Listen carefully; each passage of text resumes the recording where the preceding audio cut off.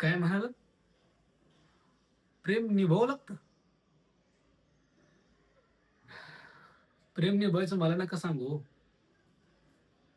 कारण मी जे प्रेम निभवतो या जगात कोणी निभवू शकत नाही. काय पोलिसनी वाटतं, की प्रेम केलं की विचारावं, लग्नासाठी मागणी घालावी. पण प्रेम, लग्न याच्या अगोदर एक गोष्ट असते माणसाच्या आयुष्यात, जबाबदारी नावाची.